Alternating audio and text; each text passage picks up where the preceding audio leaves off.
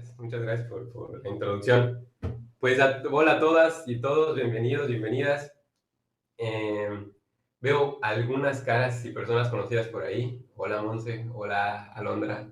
No sé si hay alguien más que no estoy viendo, pero que a lo mejor conozco. Me da muchísimo gusto que estén todos aquí. Estoy muy feliz de poder estar aquí con ustedes. Espero les guste el tema del cual vamos a hablar ahorita. Les voy a pedir a lo largo de las 2 horitas que vamos a estar aquí, que si tienen... Hola Sari, ya no lo he visto Sari.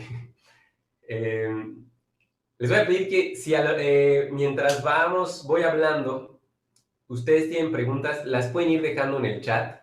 Espero que sepan dónde está, pero las pueden ir dejando en el chat. Yo cada determinado tiempo voy a hacer pausas para leer sus preguntas y también voy a darle como tiempo por si alguien ya quiere desactivar su micrófono y preguntar. Por favor, me encantaría porque así sentiría que no estoy hablando yo solo, que ahorita cuando están con estas plataformas digitales como que siento mucho a veces que estoy hablando yo solo y no sé si me están escuchando, ¿no? Y me desespera porque es una persona con una alta demanda de atención y si los demás no me ven, me empiezo a poner ansioso. Pero, y además para que sea más rico, ¿no? Para que estemos conversando como con más amenidad. Sí, que sea, Antes de, que antes de sea empezar, me gustaría, horizontal. sí, solo por curiosidad, ¿hay gente de aquí que no sea de la ciudad de Mérida o de Yucatán? ¿Hay alguien que nos esté viendo desde otro estado o de otro país? ¿No? ¿Todos son Yo de soy México? de, yo soy de Quintana Roo. Ah, perfecto, bienvenido. Bienvenido, qué chingón. Ok, muy bien. Bueno, creo que Yo soy nadie. de Villahermosa, Tabasco. Ay, perfecto. Qué bonito, qué Yo bonito. soy de Campeche, pero estudio en Mérida. Ah, ok. Bueno, está bien, está bien. Ok. Qué rico. Pues qué bonito. Pepe, Muchas gracias por estar aquí. ¿Qué pasó? Dime. solo brevemente se me olvidó también decir, aprovechando que ya se está grabando esta sesión, esta actividad pues forma parte de las jornadas en conmemoración del 26º aniversario de Ayuxi. Entonces, muchísimas gracias por ser parte de esta celebración. Ya era eso nada más, ese comercial y ya. No, gracias, Paco. Gracias. Sí. Sí, bienvenidos. Como bien dijo, sí. A mí igual yo lo quería decir. Esto es parte de el 26 aniversario de la Asociación Yucateca de Psicoterapia Humanista. Bienvenidos. Ok. Y ya no, para no ser más largo esto, solamente quisiera saber, igual y lo pueden así como decir así rápido, desactivar su micrófono. A ver ¿quiénes son estudiantes de psicología? O Yo, todos ya son. Ok, Yo, perfecto. Ahí está, mira, Esmeralda igual ya puso en el chat yo. Muy bien, perfecto. yo Creo que igual. ahí va. Perfecto, muy bien. Ok, pues muy bien, muy bien. Perfectísimo. Si estuviéramos en vivo también me gustaría averiguar un poquito de qué semestre, pero bueno, esto ya no, basta con esto. Me agrada mucho que haya estudiantes. Aquí dice Ana que no escucha, pero todos los demás me están escuchando, ¿verdad? A lo mejor será algo de tu compu, Ana. Espero lo puedas Y resolver. checa tu audio, Ana, o hay alguien más que no escucha. Ahorita vemos. Sí, parece que no, parece que todos están. Sí, se escucha bien, Se perfecto. escucha perfecto, Pepe. Muy bien, gracias. Ok, pues voy a comenzar, ¿ok? Vamos a comenzar. Estoy muy feliz de compartir este tema con usted. Es un tema que me apasiona profundamente y además me da mucho gusto que haya estudiantes, me da mucho gusto que haya tanta gente y además me da mucho gusto que haya estudiantes de psicología, porque este es un tema del que se habla muy poco en la carrera. Bueno, al menos cuando yo estudié la carrera casi no me hablaron de esto y ahorita van a ver por qué casi no nos hablan de esto. Y pues me da mucho gusto que estén aquí para poder enterarse de todo esto que está pasando en la psicología transpersonal. Así que voy a compartir mi pantalla y vamos a comenzar. Les voy a compartir una presentación que tengo por aquí. Ahí está.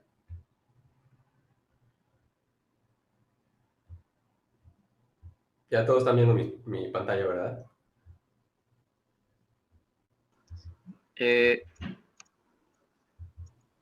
Dice que has empezado a compartir, pero todavía no se ve nada.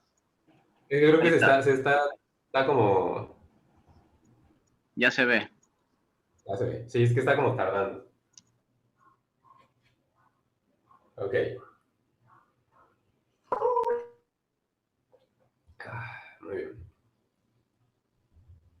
Ok, pues vamos a comenzar. Eh, de antemano les adelanto que las diapositivas que tengo aquí son un mero apoyo visual. Pónganle mucha más atención a lo que estoy diciendo porque voy a decir un montón de cosas que seguramente no puse en las diapos. La verdad es que sí, ese es un pequeño defecto que tengo cuando hago las diapos. Nada más pongo así cositas muy claves y yo me suelto a hablar.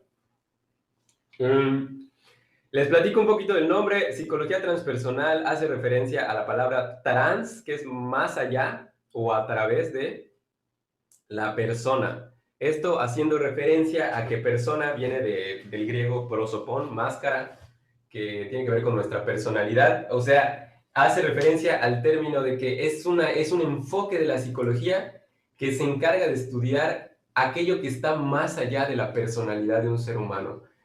Y entiéndase esto como la espiritualidad en el ser humano. Y ahorita voy a dejar muy claro que cuando hablo de espiritualidad, para nada me estoy refiriendo a religión. ¿Okay? Y aquí muchas de las cosas que voy a decir probablemente se van a prestar a mucha controversia. Está súper bien.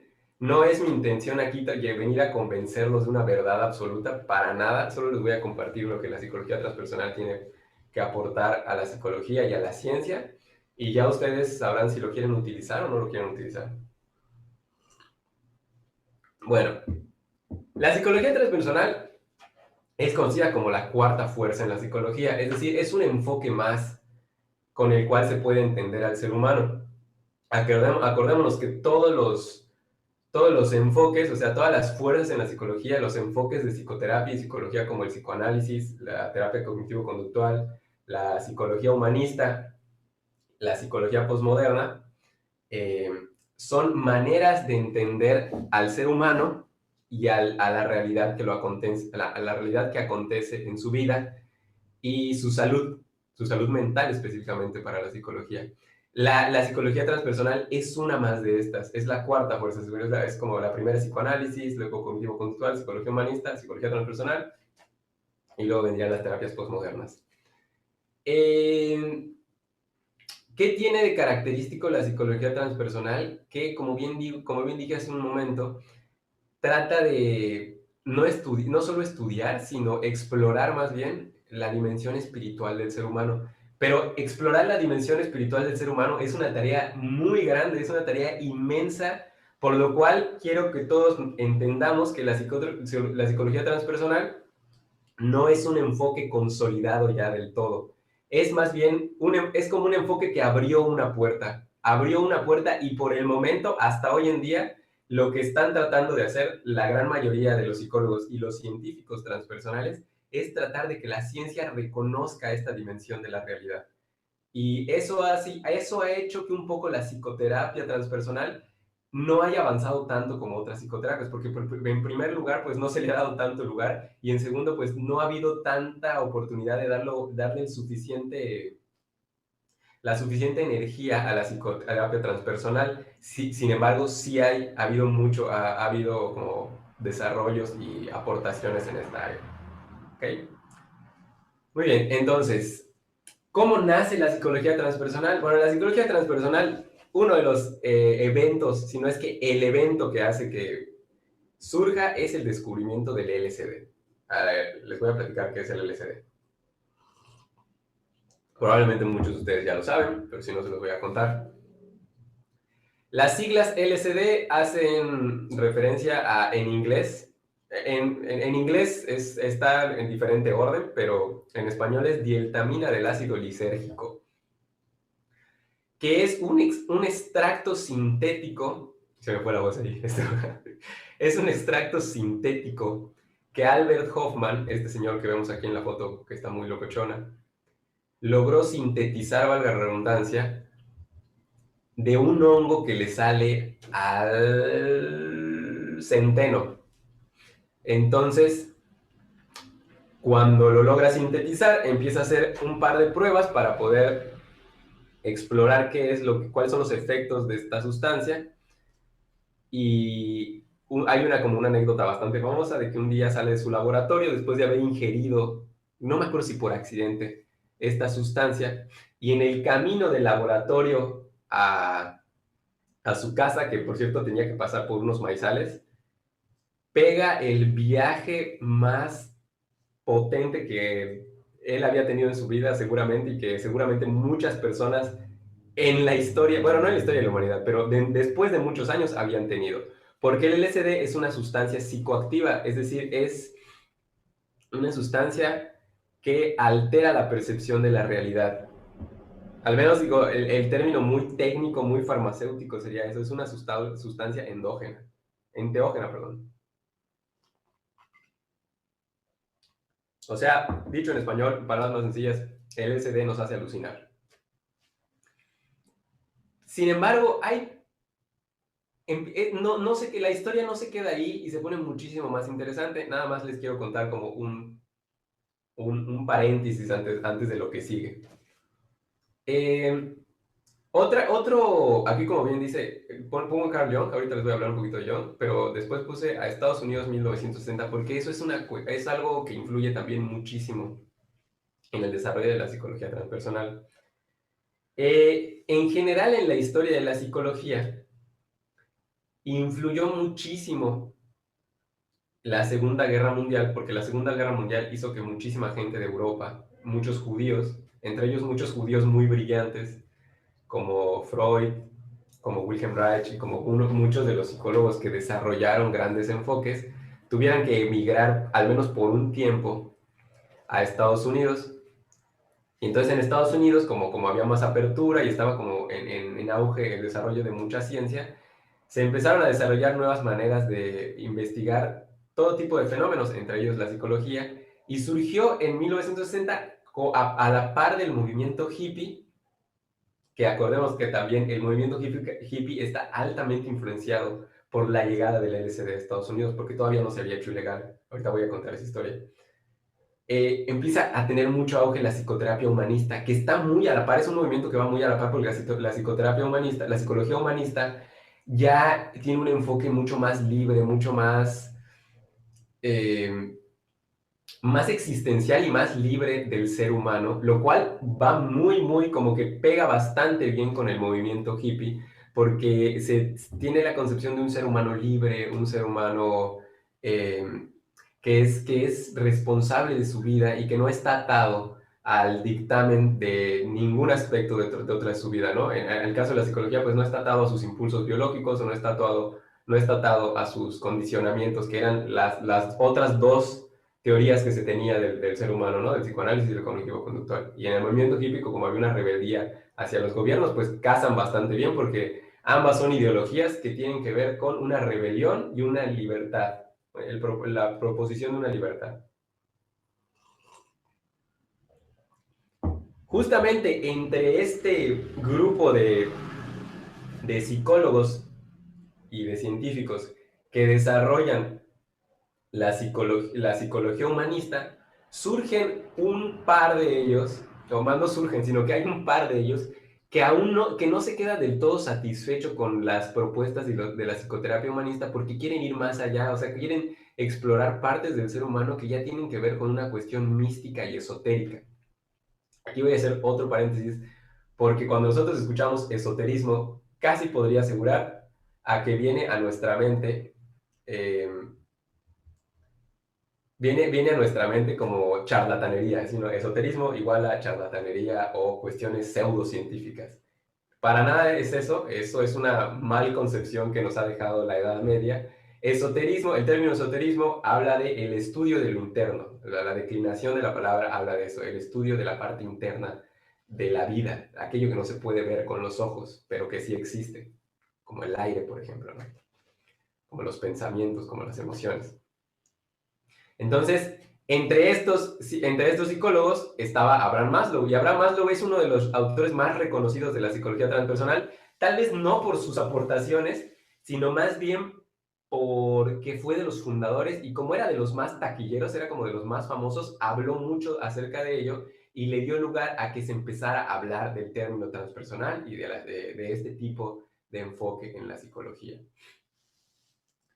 Entonces, ahí empieza, se juntan Abraham Maslow con otras personas como aquí yo no puse su nombre, pero es probablemente a mi entender y al entender de mucha gente, el padre o el fundador, aquel que le dio fuerza a la psicología transpersonal es Stanislav Grof, que lo tenemos en esta fotito de aquí. Creo que no puse su nombre, qué mal me vi. Pero es este señor que igual está aquí en la foto. Que según yo es un hombre muy guapo, pero no tengo una foto de él. Ahorita ya está más grande. No tengo una foto real de él. Ahí me podrán decir si ustedes creen que es guapo o no. Según yo sí. Bueno, entonces, ¿qué pasa con Stanislav Grof? Cuando Albert Hoffman descubre el LSD en 1943, pues empieza a suceder un proceso que sucede con todo fármaco que se acaba de descubrir, que se divulga primero en la comunidad científica, se dice, oye, acabo de descubrir esto que aparentemente hace esto. Entonces empiezan a hacer muchas investigaciones y empiezan a tratar de replicar el experimento, de replicar la investigación para comprobar que tiene un grado de validez bastante alto, ¿no? O sea, de confiabilidad y validez. O sea, cada vez que se replica da el mismo resultado. Y entonces, como parte de este proceso, en las facultades de medicina se empiezan a utilizar a estudiantes que quieran ser voluntarios en la toma del LSD para poder documentar los efectos que tiene el LSD. Entonces, uno de esos estudiantes de psiquiatría específicamente es Stanislav Grof. Bueno, fue Stanislav Grof porque esto pasó en 1950 más o menos. Entonces, él se postula. Stanislav Grof estaba en los últimos años de psiquiatría y era un gran fan de Carl Jung, de la teoría de Carl Jung. Ahorita vamos a hablar un poquito de él. Espero lo conozcan un poco, ¿no? Y entonces, como le gustaba mucho esto de la amplificación de la conciencia, el inconsciente colectivo, y de ir mucho más allá de lo que la teoría científica nos dice, pues entonces se postula y le gusta mucho esta idea y entonces va a la sesión del LSD, que la sesión del LSD en ese momento era una sesión donde te llevaban a un laboratorio, te daban el LSD y te acostaban en una camilla, esperaban un tiempo a que te haga efecto. Una vez que te haya hecho efecto el LSD, te pasaban a un cuarto donde había este aparato que, si no me equivoco, espero pronunciarlo bien, pero se llama estetoscopio. No sé si alguien sabe si se pronuncia así, pero es este aparato que ponen en algún, bueno, si nos iban poniendo los antros, pero es una luz que parpadea mucho. O sea, lo podría hacer aquí, pero el apagador está por ahí. Entonces, en ese momento se estaba desarrollando la tecnología de este aparato porque se daban cuenta que causaba un efecto en la reacción, en las frecuencias cerebrales, no en las frecuencias, en las áreas del cerebro que se activaban. Y además, otra cosa que estaba sucediendo en ese momento es que o sea, se acababa de descubrir y estaba en auge esta tecnología de las resonancias, tanto electromagnéticas para el cerebro, y si no me equivoco, también las del corazón, el electrocardiograma. Entonces podían medir al momento de estar la persona bajo los efectos del LSD qué le estaba haciendo al cerebro y podían hacerse una idea bastante acertada de lo que la sustancia le hacía al sistema nervioso. Entonces él, en el momento en el que entra en la sesión, esto hay un video en YouTube que si quieren lo pueden ver, no lo voy a poner porque se va a poner muy, muy lenta mi compu, y además nos va a llevar un tiempo, pero les recomiendo mucho que lo vean, solo pongan así en YouTube, Stanislav Grof, LSD, y cuenta que fue una cosa que literalmente le cambió la vida porque dice que empezó a ver un montón de luces, geometría, empezó a sentir así como que el cuerpo le vibraba un montón, y cuando lo pasan al estetoscopio, esta luz que empezaba a parpadear con los ojos cerrados, muy importante eso, con los ojos cerrados, dice que entonces sí, el viaje cobra una dimensión impactante porque siente que sale de su cuerpo, viaja por el espacio, llega a la galaxia, recorre el centro de la galaxia, luego sale de la galaxia y empieza a ver otras galaxias, hasta un punto en el que llega como a otros lugares donde hay más universos y donde hay miles de soles. Y una cosa impresionante, y él siente una distorsión del tiempo y el espacio muy, muy, muy fuerte, en donde no sabe si ya pasaron vidas, horas, minutos, segundos, y le cambia la vida. O sea, es algo que lo impacta a tal grado que después de eso decide dedicarle su vida al estudio de este fenómeno, ¿no? Él hasta la fecha sigue vivo y sigue aportando y haciendo investigaciones al estudio de los estados amplificados de conciencia. aquí viene una cuestión bien interesante. Lo que él ve en el viaje de LSD es algo que, digamos que él va a un lugar, o sea, como que ve cosas que en las tradiciones místicas, sobre todo en el caso específico de Stanislav Grof, en las tradiciones místicas hindú, en la cosmovisión hindú del universo, está documentado. O sea, es como llegó a un lugar que los hindús ya habían llegado desde hace mucho tiempo. Y muchas otras tradiciones místicas antiguas y chamánicas y de, no sé, de tradiciones iniciáticas ya requete habían visto este lugar. Y no había LSD en ese entonces, ¿no? Entonces ahí se abre una puerta muy grande porque él empieza a decir, ¿cómo sucede esto? Eh, Ahora les voy a platicar un poco de Carl Jung. Otra cosa que es muy interesante es que cuando él empieza a replicarlo, él mismo ahora se vuelve partícipe de los experimentos, o sea, él empieza a ir ahora ya como médico a las tomas de LSD de otras personas y empieza a hacer los estudios y se empieza a dar cuenta de un montón de cosas mega interesantes. La primera es que la gente, las personas que van, un par de ellas, no todas, pero bastantes de ellas, acceden a recuerdos que, al menos desde el punto de vista racional, hasta ese momento, era imposible que tuvieran acceso a ello. Como por ejemplo, un montón de gente recordaba el momento en el que estaba en el vientre de su madre. Y varios de ellos recordaban datos súper específicos que cuando registraban el archivo médico de estas personas, correcto lo que estaba diciendo, y estas personas afirmaban que no sabían eso, o sea, que no habían hablado con su mamá y que no sabían, y además había cosas que eran imposibles que supiera esta persona, no sé, como detalles tan minuciosos que era muy difícil que esta persona haya tenido acceso a esta información. Y ahí es donde se empiezan a preguntar cómo es que esta persona accede a esta información. Y dicho aquí, esto es como lo que, lo que reveló al principio de la comunidad científica, porque lo que más impactaba, la comunidad científica no lo iba a entender, pero yo sí se los voy a contar porque ya lo publicó en los libros. Es que además había gente que tenía acceso a vidas pasadas, y no solo a vidas pasadas, sino como a momentos de la historia del planeta, que nuevamente era muy difícil que una persona que, por ejemplo, un pintor que estaba yendo a este tipo de pruebas, tuviera acceso a tal nivel de detalle de la historia de los organismos unicelulares que existieron al principio de la historia del planeta, ¿no? Y los ¿cómo se llama? Las bacterias y todo este tipo de organismos, lo describían con un lujo de detalle muy fuerte. Entonces él se empieza a preguntar dos cosas. Esto quiere decir, de entrada, que lo que sabemos acerca de la mente está súper incompleto. O sea, lo que sabemos acerca de dónde está nuestra mente, cómo funciona nuestra mente y nuestra memoria, sobre todo, tiene muchas piezas incompletas el rompecabezas. Y ahí es donde empieza a entrar como muy en juego la teoría de Carl Jung, porque Stanislav Grof, junto con todos los otros psiquiatras, dicen, pues eso quiere decir que Jung no estaba tan loco, ¿no? O sea, porque cuando Jung empieza a publicar su teoría al principio, mucha gente dice, no, este güey ya se piró y no sabe lo que está diciendo. Pero cuando empiezan a hacer los estudios del LSD, se dan cuenta que todo coincide con lo que Jung estaba diciendo, que ahorita les voy a platicar un poquito no un poquito, les voy a platicar la teoría de Carl Jung, digamos, a grandes rasgos, pero voy a hacer una pausa para leer el chat, a ver si hay alguien más que haya hecho preguntas. Y si alguien quiere hacer preguntas, por favor, avíseme. O sea, como que... si alguien quiere hacer preguntas, puede activar su micrófono y hacer la pregunta.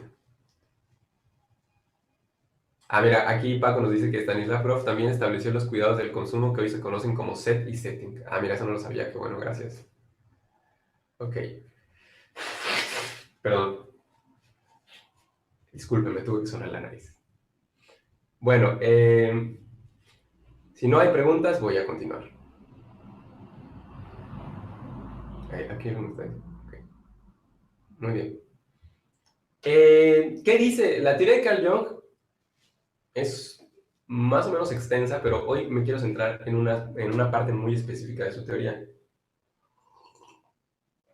Él proponía acordémonos que Jung era colaborador de Freud y fue partícipe de los principios del psicoanálisis, y él propuso algo, dijo, tal vez Freud no tiene completamente la razón, no lo estaba contradiciendo, sino que estaba como sumando a su visión del aparato psíquico de nuestra mente.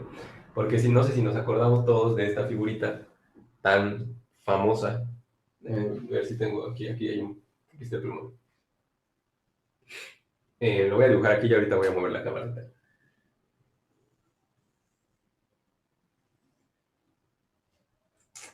A ver si nos acordamos un poquito todos. Ahí está, a ver. Espérame a ver si puedo traer. Perdón, los estoy haciendo viajar. Ahí está.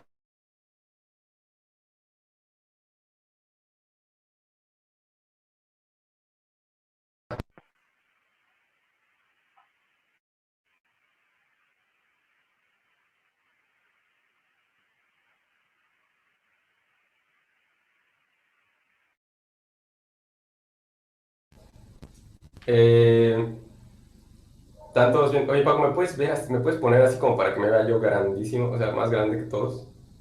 A Bueno, sí, ver, ahí está, ya lo puse yo. No te preocupes. ok. Este es un iceberg súper mal dibujado, pero nada más para que nos acordemos.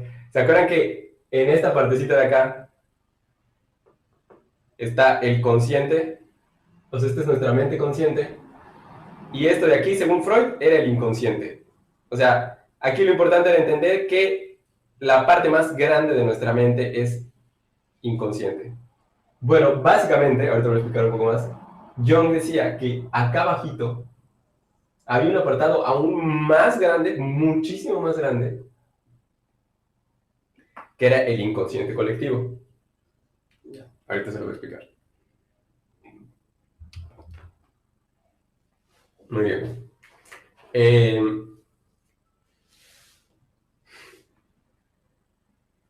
Lo que Jung decía era una cosa bastante lógica. Él decía lo siguiente. Nuestra anatomía como seres humanos es un museo de la historia de la evolución de las especies. ¿A qué me refiero con esto?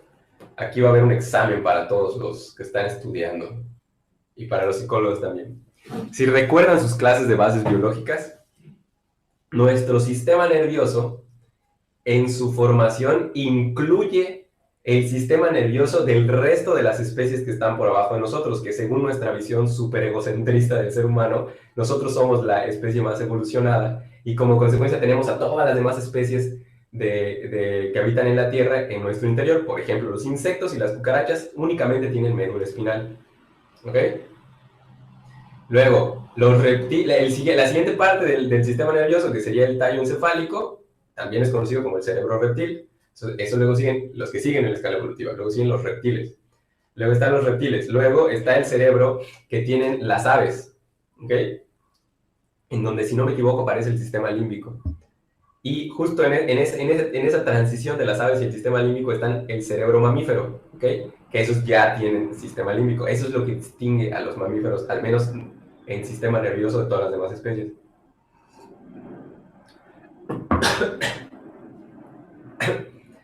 Luego, los primates ya tienen corteza cerebral. Y lo que nos diferencia a nosotros de los primates, o sea, de los simios, es simple y sencillamente la corteza prefrontal, que es bien chiquitita, es una cosita que está aquí. ¿Ok? Entonces Jung, que era médico, decía algo como, para mi parecer, bastante lógico. Dice, si fisiológicamente hablando, nuestro cuerpo incluye a todas las demás especies en su anatomía, es absurdo pensar que nuestra mente no hace lo mismo. Es decir, que nuestra mente, nuestra psique, este concepto abstracto, nuestros pensamientos no hacen lo mismo, no incluyen también al pensamiento de todas las otras especies que existen en el planeta. Suena muy místico, pero esa era la propuesta de Jung, que él dice, en nuestra mente también está incluida, primero está la mente de toda la humanidad que ha existido a lo largo de la historia. Está de alguna manera codificada la memoria de todas las otras personas que han vivido a lo largo de la historia de la humanidad, y también está codificada la memoria de todas las otras especies que existen en el reino animal. Acordémonos que Jung, ¿de dónde saca esta teoría Jung? La saca básicamente de dos lugares. La primera es que a Jung pasa por una etapa de su vida donde le dan brotes psicóticos y se dedica a curarse él mismo apuntando estos brotes psicóticos. Y la segunda es que después de eso se va por el mundo a estudiar muchísimas tradiciones no tocadas por el hombre. O sea, va a África, viene aquí a México, va con los chamanes, va a la India y empieza como a colectar un montón de cosas y se da cuenta de algo obvio, ¿no? Que todos ellos comparten una... Es como si todos hubieran escuchado a la misma persona hablar, pero cada uno registró desde su concepción lo que entendió, ¿no? Pero todos estaban hablando con la misma persona. Así, si quieren lo podemos decir así, todos estaban hablando con Dios, pero pues todos entendieron lo que entendieron del discurso, que ya está un meme de eso, está muy chingón, pero no lo voy a poner. Pero sí, todos tenían un montón de cosas en común, y eso es lo que él empezó a decir, hay una mente que es colectiva, hay cosas que soñamos, todos, incluyendo todos aquí, hay cosas que soñamos que no tienen que ver con nuestra vida personal, tienen que ver con recuerdos que le pertenecen a la humanidad. ¿Ok? Bueno, ahí nacen los arquetipos y muchas otras cosas. No me voy a meter más allá porque ahorita vamos a ver más de la psicología transpersonal. ¿Ok? Oye, repito, si alguien tiene preguntas, dudas, comentarios, por favor, déjenlos en el chat o me puede interrumpir tantito y activar su micrófono. Vamos a regresar a las diapositivas. Sí. Se va a poner fuerte esto. A lo mejor no estaban listos para lo que viene. Ay, no, ¿qué estoy diciendo?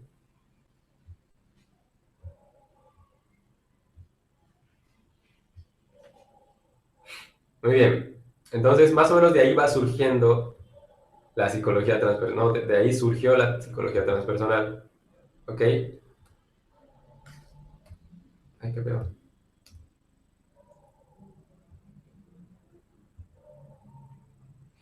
Bueno, voy a contarles un poquito más de qué empieza a suceder cuando Stanislav Grof hace los estudios con el LSD. ¿Ok? Nuevamente repito que esto va a estar un poquito difícil de creer, pero está bien, no los culpo, a mí me costó trabajo creerlo. Simplemente pues, mantengan la mente abierta y si no quieren creerme, no me crean, no importa. Todo esto que les estoy contando está documentado en un libro que así se llama de él, que lo tengo por aquí, déjame ver si lo puedo agarrar, pero un tantito.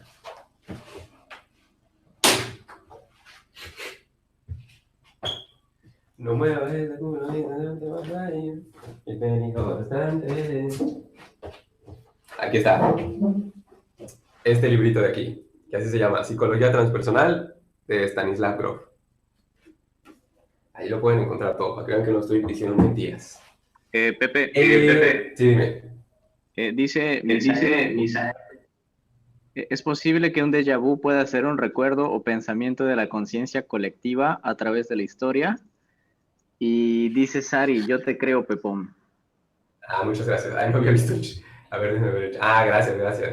Gracias, Misael. ¿Es posible que un déjà vu pueda ser un recuerdo o pensamiento de la conciencia colectiva o a través de la historia? Ay, no lo sé, la verdad no lo sé. No, podría decirte lo que yo creo, pero no sé a ciencia cierta qué será.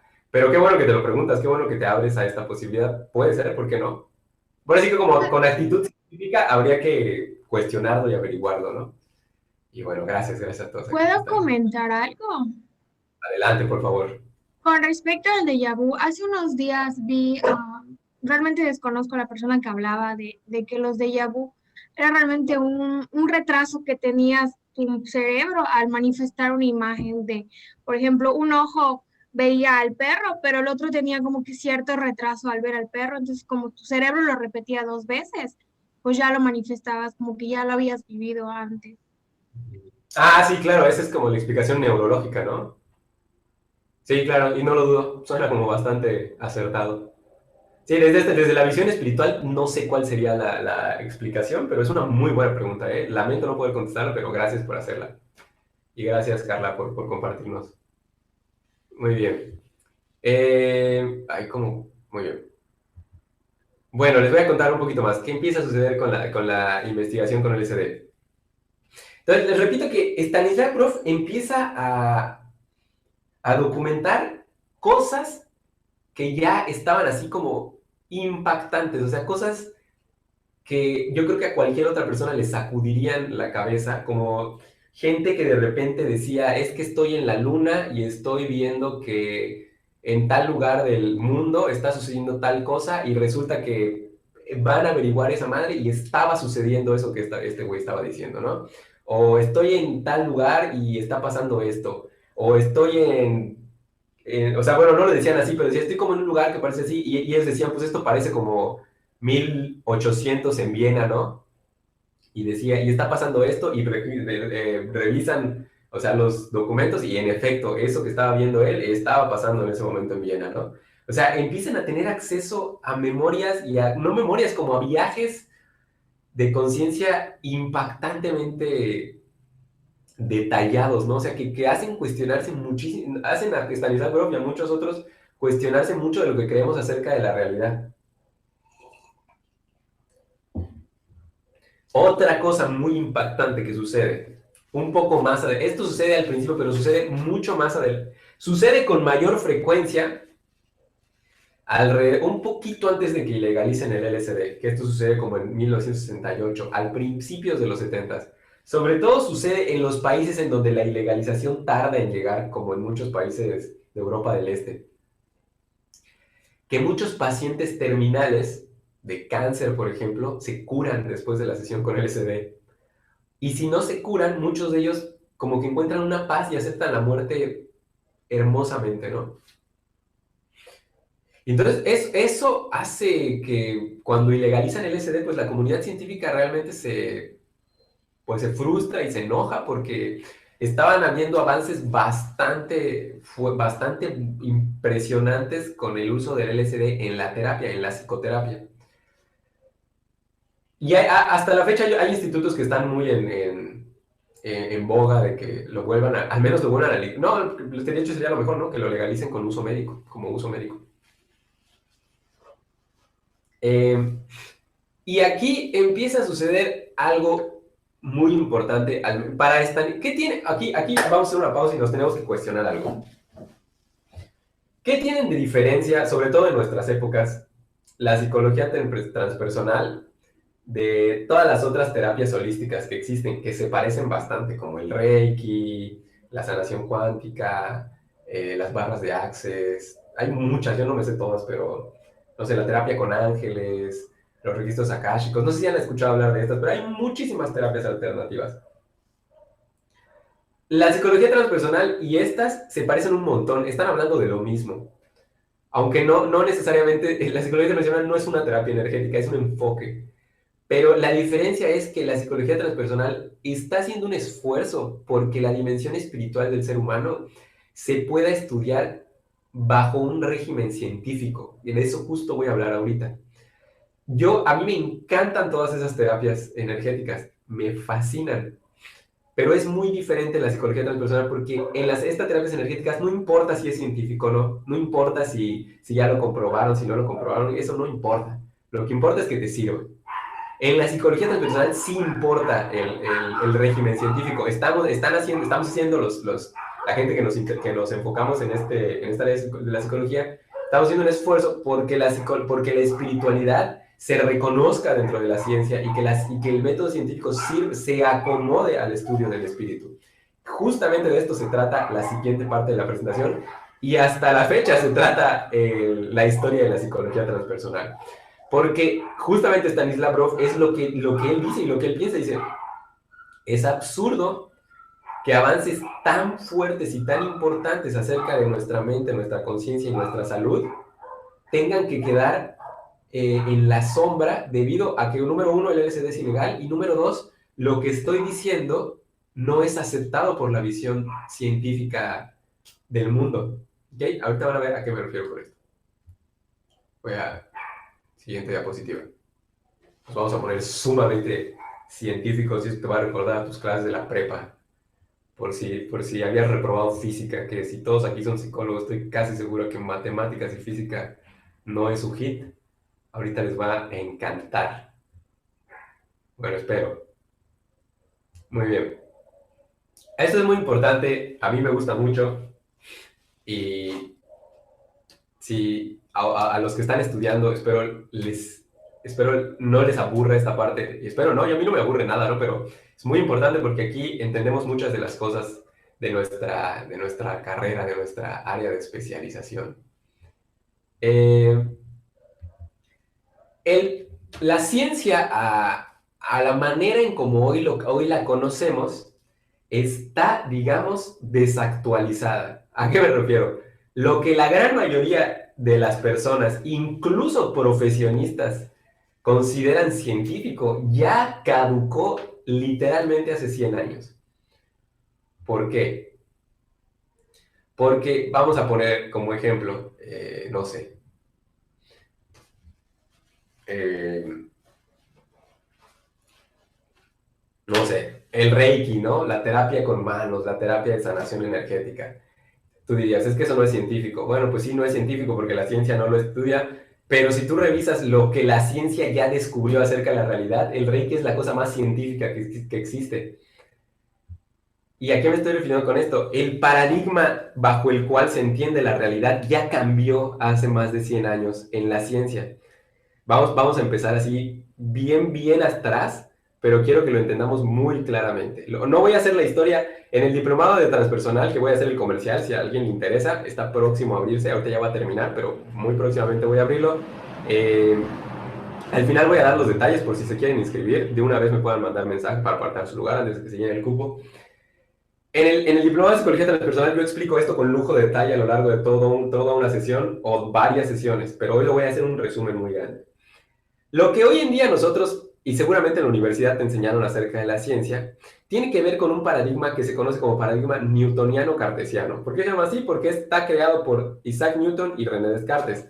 A ambos, máximo respeto, porque gracias a ellos tenemos muchas de las cosas que tenemos hoy en día. En este paradigma, acordémonos un poquito que Newton, ¿cuál es la aportación que hace Newton? A la física hace muchas, pero a la física y a la matemática hace muchísimas. Pero a nosotros lo que nos interesa es la aportación que hace a la ciencia y como consecuencia de haberlas hecho a la ciencia, la hace al entendimiento de la realidad. Porque hoy en día, esa es una cosa muy importante que tenemos que entender, la cosmovisión predominante en el planeta hoy en día es la ciencia. ¿A qué me refiero? Tú puedes tener la religión que quieras, pero es muy difícil que afirmes que la Tierra es plana. Hay gente que lo piensa, no estoy burlando de ellos, que bueno, que lo piensen. Pero está muy difícil que afirmes que la Tierra es plana porque la ciencia ya comprobó por todas las de la ley que la Tierra es redonda. Tú puedes tener la religión que quieras y la manera de ver el mundo que tú quieras, pero es muy difícil que trates de contradecir el hecho de que la Tierra gira alrededor del Sol y no viceversa, que el Sol gira alrededor de la Tierra. ¿Por qué? Porque la ciencia ya lo comprobó. Cualquier tratamiento médico te lo tomas porque te da seguridad que la ciencia ya lo comprobó. Muchísimas cosas que haces a lo largo de tu día a día lo haces porque la ciencia ya lo comprobó.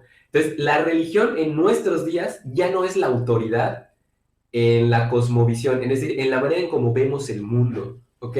Si alguien te habla de fantasmas, tú eliges si creer o no creer en eso, porque eso no es científico, porque eso la ciencia no lo ha comprobado, y a nosotros, si algo no está comprobado científicamente, no creemos en ello. Y aunque no seamos científicos, porque así vivimos ahora como humanidad, ¿ok? Eso no está mal, pero es muy importante que entendamos que ahora es así, porque no siempre fue así. Esa fue la aportación más grande que hizo Newton al entendimiento del mundo. Newton fue la primera persona que logró explicar un fenómeno que durante muchísimos años antes se había especulado su origen, que es el paso de un cometa. Mucha gente creía que el paso de un cometa era premonitorio, que traía cosas que no sé qué. Y cuando Newton dice, no, el cometa pasa porque está orbitando alrededor del Sol, del planeta, y cada no sé cuántos años, y lo hace con un cálculo impresionante, así como que deslumbra a muchísima gente y empieza a desarrollar el cálculo y empieza a desarrollar una ciencia que predice, es una cosa muy importante, que predice el movimiento de los cuerpos celestes. Y ahí nace uno de los principios del método científico, que algo se vuelve válido en el momento en el que logra predecir un fenómeno, ¿ok? Yo creo en las vacunas porque cuando, es una manera de decirlo, ¿eh? Yo no sé si creo o no creo en las vacunas, pero la gente cree en las vacunas porque está comprobado que después de que te vacunan no te enfermas, ¿ok? Nosotros creemos en el Tempra porque está comprobado que si tomas el Tempra se te quita el dolor de cabeza. Nosotros creemos en muchas cosas porque ya se requete comprobó que si lo haces, la consecuencia es esta, ¿ok? Cuando tú llevas metodología de la investigación, eso es lo que te enseñan, ¿no? Te enseñan, si tú quieres hacer una investigación, tienes que postular una hipótesis y comprobarla para que luego se replique y luego ya puedas decir, esto pasa por esto, ¿ok? Ahí nace uno de los pilares del método científico. Y eso es una de las cosas más importantes, si no es que la más importante que Newton aporta al entendimiento de la realidad. Sin embargo, tuvo un punto ciego. Hubo un punto que nadie se esperó. Tiene un efecto secundario esta visión de la realidad. ¿Cuál es el efecto secundario de esta visión newtoniana del mundo? Que nos hizo concebir que el planeta, el universo y nosotros funcionamos como una máquina, que funcionamos bajo predicciones, que todo cuanto tú puedes ver en la realidad tiene una causa y tiene un efecto y lo puedes predecir si lo estudias con suficiente rigor. Y eso limita muchísimo el entendimiento tanto de la realidad como de nosotros los seres humanos. Porque nuestras emociones y nuestros pensamientos están muy lejos de poder ser un fenómeno predecible. Porque de entrada, el método de Newton está diseñado para cosas que puedes ver y tocar con tus sentidos externos. Es decir, los puedes tocar y los puedes ver. Pero no está diseñado, no es un método diseñado para estudiar un fenómeno como las emociones y los pensamientos. Newton no estaba estudiando emociones y pensamientos. Por consiguiente, el método que Newton diseñó no es viable, no funciona para lo que nosotros estamos estudiando, que son las emociones, los pensamientos y el espíritu. Esto lo dijo Jung hace mucho tiempo, pero nadie le escuchó porque ya decían, ese güey ya se pilló y está loco. Él decía eso, tratar de entender toda la realidad con el método científico es querer comerte todas las comidas con el tenedor. El tenedor es una maravillosa herramienta, pero no funciona para comerte la sopa, por ejemplo, ¿ok? Te vas a tardar 1000 años, a lo mejor nunca te terminas de comer la sopa. Voy a hacer una pausa porque ya hablen mucho, me pongo muy intenso y entonces se me empieza a secar la boca. Si alguien tiene preguntas, voy a leer, creo que hay una en el chat, si alguien tiene preguntas, por favor, hágalas en este momento. Bueno, mira, Misael, manita arriba, gracias Misael. Denme un momentito, me voy a servir más té, ahorita vengo. Ahorita vengo y si tienen preguntas las hacen, pero si no, mientras las pueden dejar en el chat. Espérenme.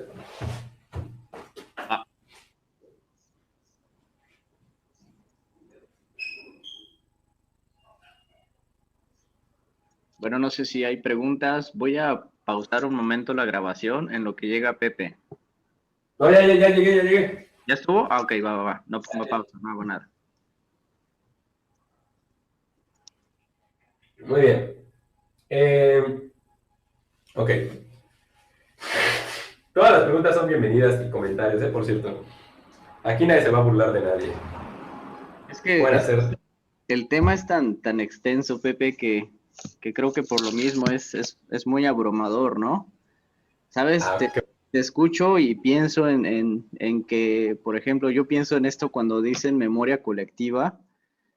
Desde las ciencias sociológicas se estudia mucho lo que es la historia de las culturas o la historia de los pueblos, ¿no? Tengo entendido, no soy sociólogo, pero ese es un método que ellos siguen. Y se va descubriendo un poco esto que tú planteas desde esta postura de las ciencias sociales. De nuevo, no soy sociólogo, pero algo así tengo entendido. Entonces, pero sí está muy interesante. Gracias, Paco. Sí, totalmente. Yo igual había escuchado algo así, sí, totalmente. Y si no me equivoco, la sociología, tanto como muchas de las posturas de las teorías personal, tienen una influencia muy grande de la biología de los sistemas. Entonces, ok, sí. Bronfenbrenner, Kurt Lewin, ¿qué otro? Y bueno, y que los psicólogos nos podemos beneficiar mucho de la sociología, o sea, en nuestra práctica, tanto profesional como privada, creo que es necesario congeniar con otras ciencias. Sí, gracias Paco, gracias. Va. Muy bien. Pues voy a continuar, ya saben, ¿eh? Si tienen preguntas, las dejan en el chat o me avisan, o sea, interrumpen así, oigan, ¿puedo hacer una pregunta? Y les voy a decir, no, no es cierto. No es cierto. Bueno, ahora, esa es la parte que Newton aportó al paradigma. ¿Cuál es la parte que aportó Descartes? Descartes, los dos eran unos genios, pero Descartes no solo era un genio, estaba loco, como muchos de los grandes genios. Fíjense, Descartes era un gran matemático, que en la época de Descartes las matemáticas eran la ciencia, o sea, era la ciencia en auge, es como, o lo que hoy en día sería la programación, o sea, lo que todos están haciendo, lo que lo que es reconocido, así como lo que es venerado, la medicina era así. Y fíjense qué curioso, en la época de Descartes, la biología, las ciencias biológicas, eran vistas como ciencias pedorras, así como la pseudociencia. Era la ciencia que, eso solo lo hacen los hippies que quieren ir a la naturaleza. Entonces Descartes, pues como toda persona que es altamente demandante de aceptación social, así como yo, él era brillante, era un gran matemático y filósofo, y tenía su gusto culposo o su gusto de closet, es que le mamaba la anatomía y la biología de los animales y del ser humano. Entonces, en las noches, cuando nadie lo veía, se dedicaba a abrir los cuerpos de los animales y estudiar y hacer estudios de cómo estaba la anatomía de los animales. Aquí, bueno, no, les voy a terminar de contar y les voy a contar algo muy importante. Entonces, Descartes llega a un punto de su vida cuando ya está más grande, ya está más maduro y dice, ¿qué chingados? ¿Por qué estoy viviendo en el closet de este gusto tan grande que tengo? Lo voy a sacar a la luz y voy a hacer un estudio y lo voy a divulgar por Europa y por todo el mundo, porque acordamos que en la época de Descartes apenas si se estaban empezando a imprimir, no es cierto, ni se habían empezado a imprimir cosas. Se escribían y luego se divulgaban, creo que la gente lo copiaba hacia mano. Y ese tratado me sabía el nombre, pero no me acuerdo cómo se llama, pero él dice, acuérdense que Descartes era filósofo. Antes de Descartes fue un poquito después de Newton. Entonces, antes de Descartes todos decían, para que algo pueda ser objeto de estudio científico, tiene que poder ser observado objetivamente. Como por ejemplo los fenómenos físicos, ¿no? Como lo que Newton estaba estudiando. Tú lo puedes ver y observar y no te involucras en el experimento, ¿no? O sea, tú estás viendo cómo cae la manzana y no porque te cae bien la manzana dices que no cayó, sino que ella saltó del árbol y se aventó hacia la tierra. No, no es así. Ellos decían, no tienes que poder observarlo objetivamente. Por esa razón, no validaban la biología, porque si tú no puedes observar objetivamente a ti mismo, porque tú te estás observando a ti mismo, entonces es imposible que te puedas observar de manera objetiva. Lo mismo sucedía un poco con la naturaleza, no puedes observar objetivamente un pájaro porque no lo puedes detener para observarlo todo el tiempo haciendo el mismo movimiento. El pájaro se mueve como quiere y tú lo tienes que estar persiguiendo ahí. Entonces él lanza un postulado filosófico que es famosísimo hoy en día, que dice, ¿cómo dice? Ya se me olvidó, espérame, a ver si me acuerdo. En latín, a ver si me acuerdo en latín, pero, sí, en latín es res cogitans es diferente de res extensas. Eso quiere decir, la materia y la materia cruda, la materia cruda, la carne, es diferente de la materia mental. Eso quiere decir que mente y cuerpo están separados, no funcionan como uno solo organismo. La mente está separada del cuerpo. Como consecuencia, yo sí puedo observar objetivamente mi cuerpo porque mi mente no se está involucrando en la observación de aquello que yo estoy estudiando. Este es uno de los postulados cartesianos más importantes en la historia del mundo, Porque gracias a que Descartes dice eso y los filósofos dicen, ah, mira, tiene razón, sí tiene razón, tú puedes observar el cuerpo humano y tu mente es lo que está observando el cuerpo. Tu cuerpo no se está involucrando porque el cuerpo y la mente están separados. Entonces, gracias a eso, básicamente a Descartes le debemos el desarrollo, el surgimiento de la medicina moderna. Sin Descartes no habrían cirugías, sin Descartes no habrían fármacos, o sea, medicinas, no habría todo el estudio y la comprensión que se tiene en la anatomía. Un montón de cosas se las debemos a Descartes gracias a este paradigma cartesiano que dice que la mente y el cuerpo están separados. Pero nuevamente, esto tiene unas letras pequeñas, tiene un efecto secundario que a nosotros los psicólogos, sobre todo hoy en día, nos afecta muchísimo. Algo no se dio cuenta. Que sí es cierto que tú puedes observar un cuerpo porque tu mente no se está involucrando, pero esto llevado a todas las esferas de nuestra vida no funciona porque nuestra mente y nuestro cuerpo aparentemente están separados, no están separados, de hecho no lo están separados. Casi, de hecho hay un libro muy famoso de neuroanatomía que se llama El error de Descartes. Porque no es así, no funciona así. Hoy en día justamente los científicos están como descubriendo así el hilo negro al descubrirse que no, la mente influye mucho sobre el cuerpo porque no están separados. Y no es un error de nadie, lo que pasa es que Descartes estaba tratando de hacer algo que después no se dio cuenta de que eso iba a tener este tipo de consecuencias. Aquí les voy a dar un dato parece que tangencial, pero es importante para lo que sigue. Descartes, después de eso, sigue haciendo estudios acerca de la anatomía y empieza a querer, él dice que estaba descubriendo el lugar donde el alma se encontraba en el cuerpo humano. Y de hecho es bien interesante porque él estaba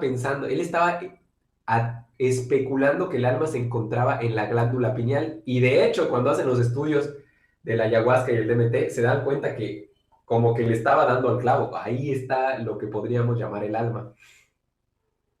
Pero no los publica porque sabía que la iglesia, para empezar, no lo iba a aceptar y que la comunidad científica tampoco lo iba a aceptar y nunca o sea, como que se quedan guardados hasta que mucho tiempo después se publica y no se cuenta en la ciencia que Descartes estaba haciendo eso.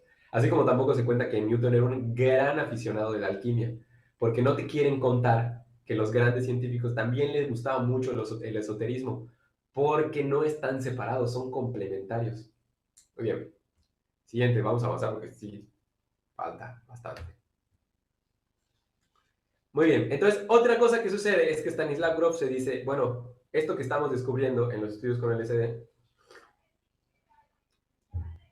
concuerda mucho más con una visión cuántica de la realidad. Y la física cuántica, que se desarrolla a principios del siglo XX, 1900 más o menos, viene a mover todo aquello que queríamos saber acerca de la realidad. O sea, este paradigma newtoniano cartesiano lo destroza, o sea, como que dice, no, para nada la realidad es como decían Newton y Descartes. No quiere decir bueno, lo voy a corregir. No quiere decir que Newton y Descartes estaban equivocados, sino que nada más tienen una visión muy compacta de cómo funciona la realidad. Hay una visión mucho más extensa de esto. Voy a hablar de lo más básico de la física cuántica, porque se puede tornar algo igual muy complejo. No quiero hacerlo tan complejo, más que nada lo quiero hacer como entendible, concreto.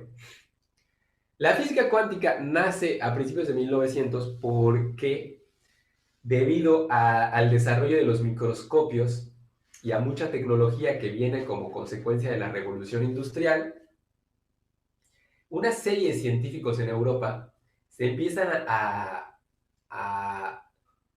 enfocar en el desarrollo de la tecnología láser, lo que fue el principio de la tecnología láser. Si todos ubicamos cómo es un láser funciona con luz. Luz muy peculiar. Esa tecnología es posible gracias a los estudios de Max Planck. Max Planck lo que descubre es que la luz... Ahorita van a decir, ¿por qué chingados estoy aprendiendo esto? Ahorita van a ver por qué. Sí, voy a algo con esto,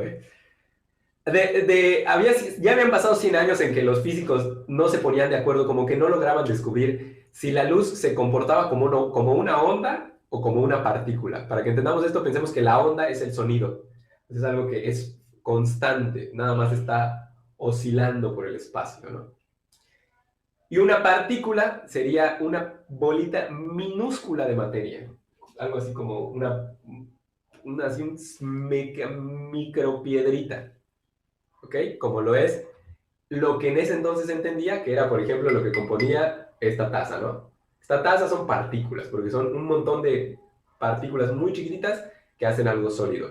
Y ellos decían, por ejemplo, el sonido, que no lo puedes ver ni lo puedes tocar, mi voz, no son partículas, son ondas, ¿ok? Entonces decían, ¿y la luz? ¿La luz cómo funciona? ¿La luz son partículas o son ondas? Y Max Planck dice, la luz, no sabemos todavía si son ondas o partículas, pero lo que sí te puedo decir es que se comportan de una manera muy diferente a cómo se comporta el resto de la realidad. Se van lanzando como oleadas de partículas de luz que se llaman fotones. Así como salen, van 15 fotones, luego van 10 fotones, luego 3 fotones, luego otros 20 fotones. Así como salen las órdenes del restaurante, así como que ya salió una orden, 2 órdenes, 3 órdenes. Y así se van transmitiendo de un lugar a otro. Luego, este descubrimiento le da el premio Nobel a Max Planck porque logra manipular mejor la luz. Nuevamente les digo una cosa, yo no soy físico para nada, pero esto es importante saberlo porque tiene que ver con el paradigma como concebimos al ser humano y a la realidad. Ahorita van a ver por qué. Luego viene Albert Einstein, que Albert Einstein es muy famoso por la teoría de la relatividad y curiosamente con esa teoría, si no me equivoco, no gana el premio Nobel. Albert Einstein gana el premio Nobel con su teoría, una teoría que va después de la teoría de Planck, que él dice, ya vi que lo que dice Planck sí es cierto, y él logra hacer la matemática, o sea, logra desarrollar fórmulas para predecir ese fenómeno que Planck decía. Y como que se dan muchos avances muy rápidos en muy poco tiempo, porque luego vienen unos carnales, que son Heisenberg, Rutherford y de Broglie se llama, eso es un francés, que descubren algo que ya, esto es así una cosa que le vuela la cabeza a medio mundo, ni siquiera solo a los físicos, a medio mundo. Esto van a tener que utilizar su imaginación porque lo voy a describir, ¿ok? Estamos todos aquí, vamos a ponerlos todos aquí. Diseñan un experimento para por fin descubrir cómo se mueve la luz, si se mueve como onda o se mueve como partícula. El experimento está desarrollado de la siguiente manera. Imaginemos una distancia de aquí a aquí, ¿ok? ¿Todos están viendo la distancia de aquí a aquí? Muy bien, perfecto. En este punto hay un proyector de luz que va hacia esta pared de este punto, ¿ok? Y aquí en medio vamos a poner, así si me pongo así, vamos a poner dos tablitas que van a interferir en el paso de la luz. ¿Por qué razón? Porque ellos dicen lo siguiente. Si cuando la luz viene hacia las tablitas y solo hay una ranura por la que pueden pasar... bueno, este experimento es microscópico, ¿ok? Si las tablitas son partículas, lo que vamos a ver en el reflejo de la pared van a ser un montón de puntitos así en línea recta. Esto es con una tecnología, ¿ok? Si cuando pasen las partículas como ondas, lo que vamos a ver es, pues, ondas en línea recta, ¿ok? Ahora dicen, para de verdad comprobar si esto es onda o es partícula, vamos a poner 4 tablitas, de manera que haya 2 orificios así verticales, ¿ok? Hay 2 hoyitos. Quisiera explicarlo de alguna manera aquí como más gráfica. No se va a poder, no lo puedo hacer, pero podría, no sé si, bueno, sí, hay 2 ranuras, 2 ranuras, una aquí y una aquí. Ahí ya es más claro, porque si son partículas, se van a ver 2 líneas reflejadas en la pared que está recibiendo la luz. Pero si son ondas, ¿cómo nos podemos imaginar si son ondas? Imaginemos que lanzamos agua a través de estas 2 ranuras. El agua, cuando pasa a través de las 2 ranuras, deja un patrón muy claro y muy específico en el reflejo de la pared. ¿Saben qué? Creo que sí voy a buscar el video y lo voy a poner para que lo puedan ver, porque esto sí está como interesante. Déjame ver. ¿Quieres que lo busque yo, Pepe? Te ayudo. Aquí lo tengo yo. ¿Sabes? Nada más déjame ver porque a veces mi compu se alenta mucho. Si se alenta mucho, pues vamos a ver si tú lo puedes poner. Ahí está. Como tú veas. Sí. Creo que no. Aquí, a ver. Ya no quiero más.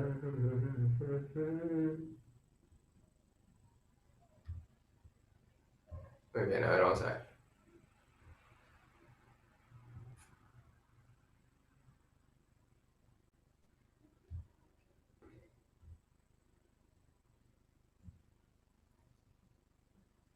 A ver, ¿qué tal? ¿Ven mi pantalla? ¿Sí? Ah, pues ahí va. Venga. Y aquí tenemos al padre de todos los misterios cuánticos. ¿Se escucha bien? ¿Se escucha bien? Perfecto. Les presento al profesor Proton. Él nos va a explicar el experimento. El experimento de la doble ranura, que tiene muy mala fama. Para entender este experimento, primero tenemos que ver cómo actúan las partículas o las bolitas de masa. Si disparamos al azar un objeto pequeño, canicas por ejemplo, hacia la pantalla, vemos reflejado un patrón en la pared de detrás en la que han rebotado tras pasar por la ranura.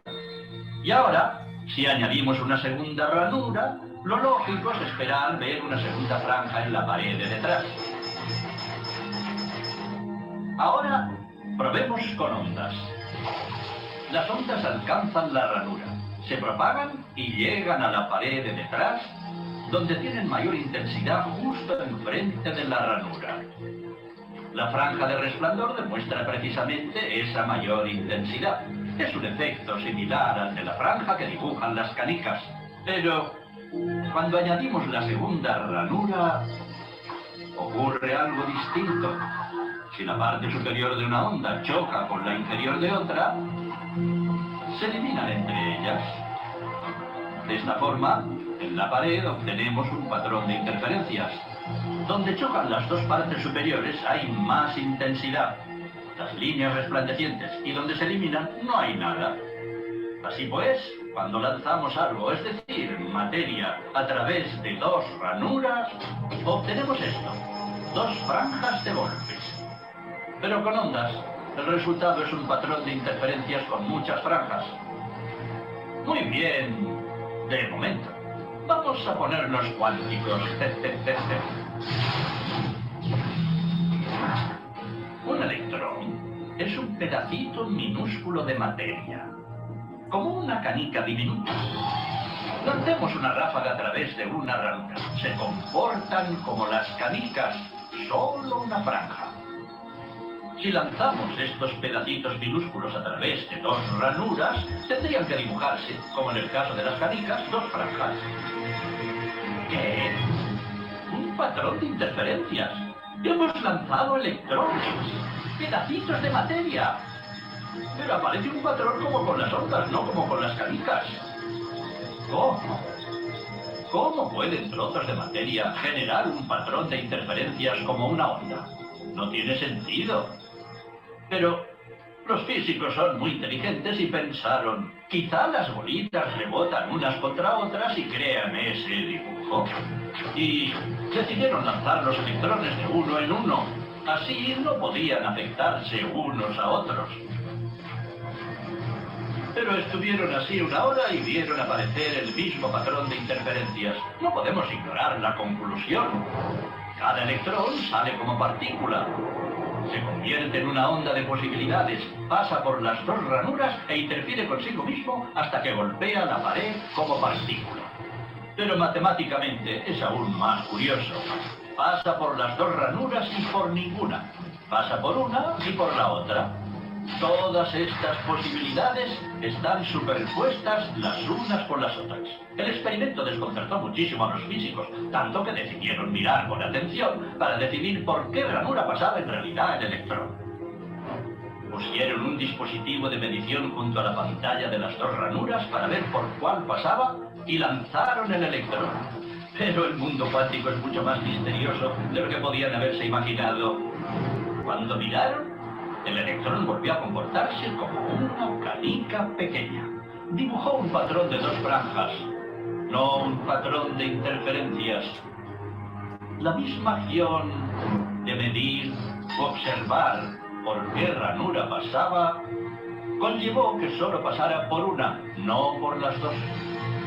El electrón decidió actuar de manera distinta, como si fuera consciente de que lo observaban.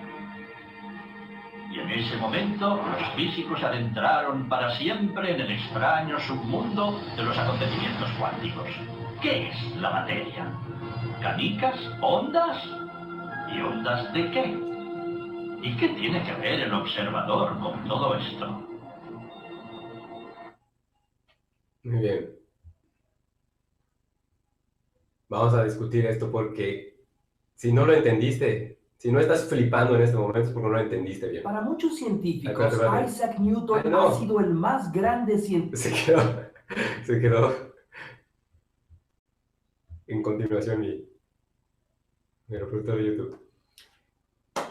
¿Qué es lo que sucede en este momento? En este momento cambia toda la cosa. Hay físicos que después de esto se piran y se dedican a meditar toda su vida. ¿Por qué razón? Porque hasta antes de este experimento, lo que todos los científicos al menos, y lo que nos enseñaron a nosotros seguramente en la primaria, voy a volver a compartir pantalla, es que toda la realidad que conocemos está compuesta de átomos. Y el átomo que seguramente te enseñaron en la primaria o en la secundaria, o no sé dónde viste esta teoría, es así como esta imagen que estás viendo acá, ¿ok? Que son el núcleo y los electrones girando alrededor. Aquí ya hay una implicación muy grande que ahorita vamos a platicar. Pero eso quiere decir que hasta antes de que sucediera este experimento, lo que creíamos acerca de este vaso, como les decía, de esta taza, es que esta taza está compuesta de bolitas, de pequeñas bolitas que lo conforman, ¿ok? Porque es sólido, lo puedes ver, lo puedes tocar. Lo que demuestra este experimento es que esta taza, va a sonar loquísimo lo que voy a decir, pero es que así es como se entiende. Esta taza existe solamente gracias a que yo la estoy viendo. Si yo no veo esta taza se vuelve infinitas posibilidades. Cualquier cosa es posible. Pero vámonos a lo más profundo que está diciendo esto. Vean. Ya de entrada, este modelo atómico, que es el modelo atómico de Rutherford, tiene una implicación inmensa. Esta imagen que estamos viendo es didáctica. La imagen del átomo aquí, o sea, está hecha para que la entiendas, porque realmente el átomo no está así. O sea, es el mismo modelo, diferente escala. Rutherford, cuando explicó el descubrimiento del modelo atómico, dijo, el átomo, si lo hiciéramos en una analogía de un campo de fútbol, si el átomo fuera del tamaño del campo de fútbol, el centro, el núcleo del átomo, que es la parte más grande, sería un insecto, una mosquita volando en el centro del campo de fútbol, y los electrones estarían tan pequeños que nadie los podría ver. Eso quiere decir que el átomo es 99.9 espacio vacío. Nuevamente vamos a la analogía de la taza. Eso quiere decir que esto que nosotros vemos como sólido es 99.9 espacio vacío. Eso quiere decir que todas las cosas que nosotros percibimos así como que son muy sólidas son más energía que materia. Son más espacio vacío que materia. Y la física cuántica todavía se pone más loca porque dice, todo lo que crees que es real solo existe y es real gracias a que tú crees que es real, a que tú le das la fuerza con tu conciencia, porque eso es lo que el experimento... Digamos que los físicos, muchos físicos de hueso colorado no dirían eso porque no han entendido bien el fenómeno y solo lo han utilizado para desarrollar tecnología, pero el paradigma cambia muy grande porque eso quiere decir que la realidad que nosotros vemos como sólida solamente lo es gracias a nuestro nivel de conciencia. Y eso coincide completa y totalmente con lo que los mayas, los aztecas, los hindús, los egipcios y todas las tradiciones antiguas decían acerca de cómo funciona la realidad. Esto a Stanislav Grof le sirve mucho porque dice, mira, los experimentos con el LSD están demostrando que esto que dicen, este paradigma cuántico sí es real, solamente que está escondido en un nivel de conciencia al que normalmente no tenemos acceso, al que en nuestro estado normal del día a día no accedemos. Y en gran parte no accedemos porque no nos han dicho que es posible llegar ahí. Ahí es donde vaya tomando sentido para la psicología estos descubrimientos, ¿ok? Regresemos a compartir pantalla. Si alguien tiene preguntas, dudas, comentarios, por favor, déjenlas en el chat. Puede activar su micrófono, las hace. Espero haya quedado claro el experimento de la doble rendija. A mí me flipa cada vez que lo veo. Muy bien.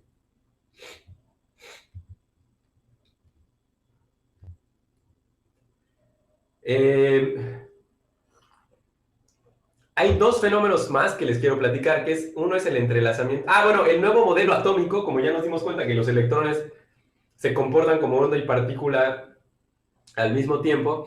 El modelo atómico actual, que no nos lo enseñan porque tarda en llegar a las secundarias esta información, y a la prepa, no sé si algunos de ustedes ya se lo enseñaron, es el modelo de Heisenberg, que es algo así como se ve aquí, es una nebulosa, porque no sabes si realmente el electrón está ahí o no está, hasta que lo es que puedes saber si está ahí o no. O sea, mientras tanto, es una posibilidad nada más. Y esto está bien impresionante porque recordemos que estamos estudiando los átomos, la sustancia con la que se forma todo en el universo. O sea, yo estoy hecho de átomos, la computadora está hecho de átomos, el aire está hecho de átomos, la luz está hecha de átomos, la guitarra está hecha de átomos, todo está hecho de átomos, todo. Eso quiere decir que todo en la realidad, la diferencia entre yo, ustedes y la computadora es simplemente la información que tiene adentro. No tiene, en su nivel más profundo, no tiene nada que ver con su estructura. Tiene que ver con la información que tiene el espacio vacío dentro de cada una de nuestra composición atómica. Está cabroncísimo. Eso es lo que decían los hindús y los yogis y las tradiciones místicas desde hace mucho tiempo, que la realidad es maya, es ilusión. Al nivel, cuando entras en un estado de conciencia más amplificado, todo lo que ves no es real. Lo único que es real es lo que está sucediendo adentro de ti, y tu realidad es una proyección de lo que sucede en tu interior. ¡Boom! Muy bien. Otro fenómeno muy importante, muy interesante, es el fenómeno del entrelazamiento cuántico. Se los voy a... ¿Qué pasó? ¿Qué pasó? Hay un comentario de Alondra. A ver, lo voy a leer. Sí. Alondra dice... ¿O tú lo lees? Léelo tú. Lo leo, va. Dice Alondra, gracias. Ahora me hace más sentido lo que dices sobre la importancia de trabajar en ti mismo, porque con esos ojos vas a ver a los demás y todo lo que te rodea. De eso dependerá el impacto que generes. Exacto, muchas gracias, Alo. Sí, totalmente, exactamente, sí. Hay como un proverbio que dice, nosotros no vemos las cosas como son, vemos las cosas como somos. O sea, como nosotros somos, de cómo tú seas, de eso depende cómo vas a ver la realidad, cómo vas a percibir la realidad. Gracias, Alo. Muy bien. Siguiente fenómeno muy importante que les quiero contar es el entrelazamiento cuántico. Ese es un experimento que desarrollan Einstein junto con otros carnales que eran como buleadores de la física, porque había como un pleito entre ellos, porque decían, Einstein se rehusaba a creer esta onda de que los electrones se comportaban como partícula y como onda al mismo tiempo. Él decía, no, esto no puede ser así. Las matemáticas son exactas y esto no puede ser. Y se murió emperrado en que no podía ser así, y lamentablemente para él, diseñó un experimento que se autotroleó. O sea, él solito se jodió más. Porque él dijo, vamos a hacer un experimento en el que voy a demostrar que esto no es cierto, que las ondas no se pueden comportar como partículas al mismo tiempo. Entonces hicieron lo siguiente, esto sí se los puedo explicar yo. Agarraron un fotón, que si se acuerdan, voy a agarrar un cristal que tengo por aquí para ejemplificar esto. Mira, tengo dos rojos. Agarraron un fotón, que si se acuerdan, el experimento empezó con fotones, luego fue electrones, en un estado que, esto es como tecnología física que yo no la entiendo del todo, pero se las voy a explicar con peras y manzanas. Un fotón que estaba en un estado que se llama estado totipotencial, estado en el que todo es posible antes de que algo lo viera. En la teoría que hasta ahora ya vimos, si tú no ves el electrón, si tú no ves el fotón, eso quiere decir que el fotón es onda y partícula al mismo tiempo. Hasta que tú lo ves es que se comporta como alguna de las dos. Entonces ellos dijeron, vamos a agarrar un fotón y lo vamos a dividir, lo vamos a partir en dos y lo vamos a separar. Si lo que dicen todos ellos es cierto, el fotón, cuando lo observemos, va a colapsar de la misma forma en la que colapsa su par en el que dividimos. Imagínenselo como colores, algo así como, si dividimos este y lo dividimos si dividimos este en dos, lo separamos. Cuando veamos este, si este se pone azul, eso quiere decir que este se va a poner azul en el mismo momento. Según la teoría de estos, esto va a pasar. Eso dijo Einstein. Así como se lo estoy contando, lo están entendiendo, porque así como se lo estoy contando, son absurdos, son algo que dices, no va a pasar así, ¿cómo chingados puede pasar eso? No, eso tendría que hacer que viaje en el tiempo, o sea, que se comunique invisiblemente. No puede suceder esto. Realizan el experimento y sucede justamente eso que esperaban que no sucediera. Impactantemente, o sea, se le vuela la cabeza a Einstein, porque en efecto sucede eso. Separan el electrón, lo dividen, aquí tengo otro rojito. Cuando lo voltean a ver, imagínense que este se convierte azul y en ese mismo instante que se convierte azul este también se convierte en azul. Eso implicaría que estos dos fotones, hay de dos. Bueno, hay de muy pocas, de hecho. La primera es que se comunicaron a una velocidad que va más allá de la luz. La segunda, y la más probable, la que hasta ahora sucede, porque además es la que da como la más lógica, es que hay un campo invisible por medio del cual se comunican estas dos. O sea, se comunican de una manera, quién sabe cómo, ¿no? Al menos en ese entonces. Lo cual va muy acorde a la teoría de Young. Y la tercera, que es la más impactante, la más brutal, impactantemente la más acertada, es que hay un nivel de la realidad en el que estos dos nunca se han separado. Siguen siendo uno mismo. A pesar de que parece que están separados, no solo nosotros los estamos percibiendo como separados. Este principio fue de hecho el principio que aportó al desarrollo de la teoría del Big Bang, porque en la teoría del Big Bang, todo lo que nosotros concebimos como separado, nosotros, la taza, la compu, ustedes, aunque estamos en diferentes lugares, en algún momento estuvimos juntos, en algún momento fuimos una sola bola de energía, y como consecuencia de esto hay un nivel de la realidad, un campo cuántico, si le queremos llamar así, en donde seguimos estando conectados. Y de ahí nacen fenómenos que hay un científico que se llama Rupert Sheldrake que está investigando, como la telepatía, la comunicación entre el inconsciente colectivo, en donde todo esto va teniendo sentido. Claro, ahora sí tiene todo el sentido que la gente que está bajo los efectos del LSD accede a memorias que quién sabe cómo logran, pero es que está ahí porque tú estás hecho del universo. La sustancia que te compone a ti es la sustancia con la que se crea todo en este universo. Si lo quieres ver en términos espirituales, tú estás hecho de Dios, tú estás hecho de aquello que crea toda la realidad, entonces tendría sentido que puedas acceder a cualquier información que tú quisieras, ¿ok? Todo esto son como deducciones, ¿ok? Muy bien. Está poniendo fuerte esto. ¿A que no estaban listos para todo esto? Muy bien. Y aquí surge una teoría que es la del orden implicado, que no la voy a explicar ahorita, la voy a explicar luego. Me voy a ir un poquito más adelante. Entonces, ahí surge, no solo surge una psicología, sino que surge una ciencia transpersonal. O sea, Stanislav Grof se dedica a recopilar esta información, a postularla así bonita, a divulgarla en términos científicos para que la comunidad científica la acepte y un montón de gente se burla y dice, qué pendejada está diciendo este vato. Pero hay un grupito que igual estaban en el closet espiritual, un grupito de gente que también dice, mira, esto que está diciendo este güey coincide con mis investigaciones en la biología, en la antropología, en la física, en las matemáticas, en un montón de áreas y de ciencias. Entre ellas voy a mencionar una que dijo Paco antes.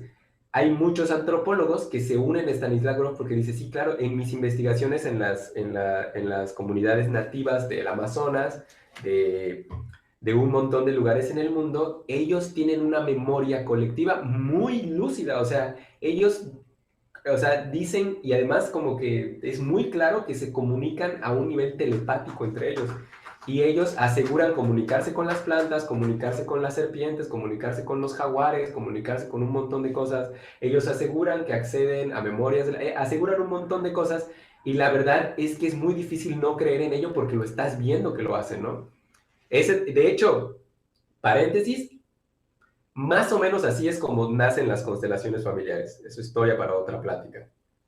Si la quieren saber, síganme en mis redes sociales. Ahí se las voy a contar luego. Pero les voy a cobrar. No es cierto. Oye, Pepe, ¿Qué pasó? no sé si viste ¿le estás dando respuesta a la pregunta que te acaban de hacer o no la has visto? No la he visto, a ver, ahí voy. Ana dice, ¿no? Ana dice, Idea. la psicología transpersonal está de acuerdo con los principios de la ley de la atracción. Yo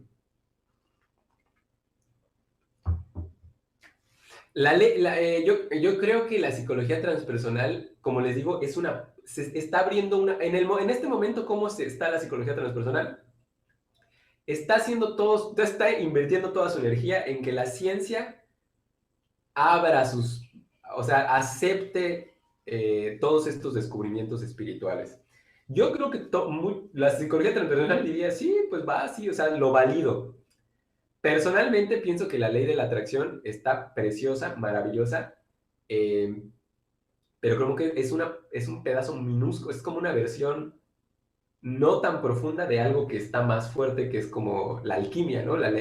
Porque yo diría que la ley de la atracción, correctamente hablando, se diría la ley de la manifestación. Cómo creamos la realidad a través de nuestros pensamientos. Y no solo de nuestros pensamientos, sino de nuestros sentimientos. Es algo que es más complejo que solamente, al menos como yo vi que se publicó la ley de la atracción en los 80s, como Zen, que se publicó, ¿no? Bueno, pero sabes una cosa, sí, mucho de lo que estoy hablando y lo que voy a hablar tiene que ver con la ley de la atracción, solamente que en términos científicos. Muy buena pregunta, Ana, gracias. Muy bien. Ya no sé dónde me quedé. Muy bien. Entonces, ¿dónde me quedé? Pero voy a tomar un tiempo para acordarme de dónde me quedé.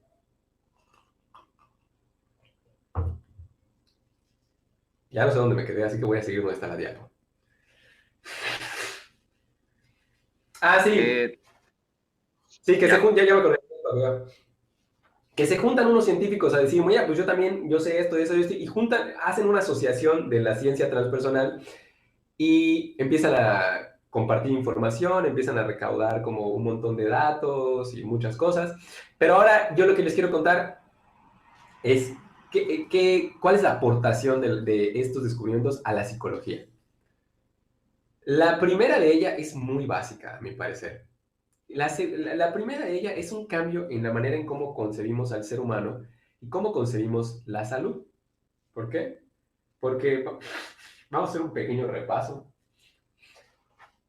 Y si alguien aquí sabe algo que yo no sepa, porque la verdad es que yo ya estudié, ya tiene unos años que me gradué de la carrera. También di clases y me interesaba mucho como estar al tanto de las cuestiones psicológicas, pero hoy, con toda honestidad, ya me da un poco de hueva, porque además estoy muy metido en esta cuestión espiritual. Sin embargo, no creo que esto haya cambiado, ¿ok? La salud mental se mide en el nivel de normalidad. Bueno, se mide también en el nivel de funcionalidad de un individuo, es decir, qué tan funcional es un individuo con cierto tipo de comportamiento. Pero otro punto muy importante para medir la salud mental es el grado de normatividad, no sé si esto estuvo bien dicho, o de normalidad que está el comportamiento de un individuo. Y aquí tenemos esta campanita de Gauss para que nos ayude a recordar esto. Eso quiere decir que si tú eres una persona que actúa dentro de la norma, tienes bastante asegurada tu no admisión al psiquiátrico. Pero en la medida en la que tú te empiezas a salir de la norma y te empiezas a comportar lejos de la norma, pues ahí ya se empieza a cuestionar cada vez más tu comportamiento y la sociedad te empieza a ver con ojos de que esta persona es rara, ¿ok? Es muy importante que entendamos esto. ¿Por qué es importante? Porque queda un poco de lado qué tan feliz eres. Porque no sabemos si la norma, vamos a pensar, ¿cuál es la norma del comportamiento humano hoy en día? La norma de una persona de 30 años es trabajar, tomar café, no tengo nada en contra del café, pero trabajar, tomar café por las mañanas, tomar alcohol los fines de semana tener muy poco tiempo para sí mismo, probablemente poco tiempo para hacer ejercicio, un grado moderado de estrés, unos episodios, ¿cómo se dice?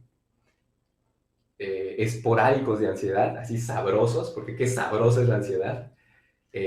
Tomar algún tipo de fármaco porque la salud ya empieza a fallar, y todo eso lo vemos como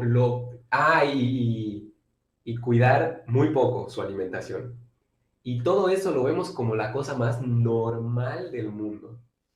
Es súper mega normal que tú te encuentres a alguien y te diga, ¿y qué onda? ¿Qué has hecho? Pues trabajar, ¿qué más? Porque ya, eso es lo que hay en la vida, trabajar y nada más, ¿ok? Entonces, quiero que entendamos que lo normal no necesariamente está sano.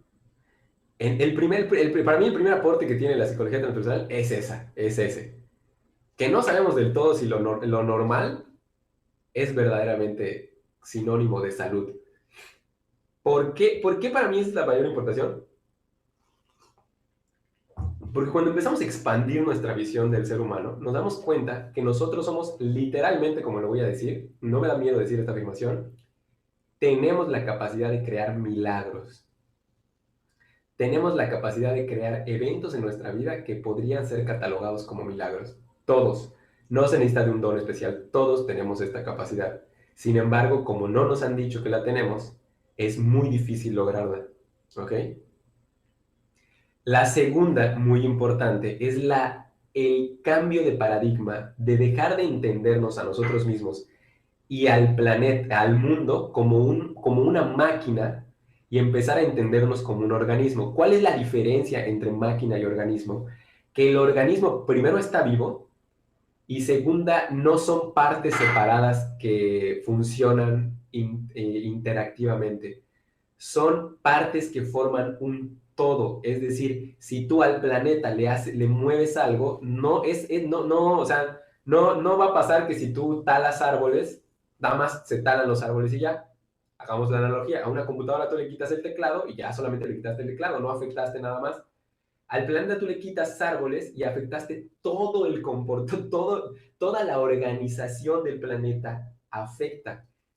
Lo mismo sucede con nosotros. Algo te pasa a ti en tu vida y eso afecta a tu mente, tus emociones y tu espíritu. Más profundo todavía, lo que te pasa en tu vida ya pasó antes en todas las esferas de tu vida, porque pasó en tu mente, luego bajó a tus emociones y luego se manifestó en tu realidad.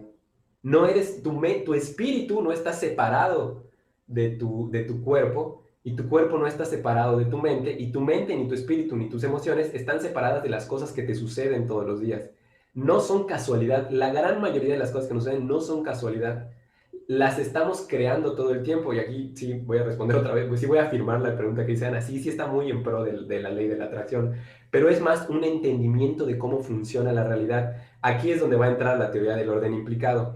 La teoría del orden implicado dice que la materia se crea en nivel de densidad. Rápidamente se los cuento.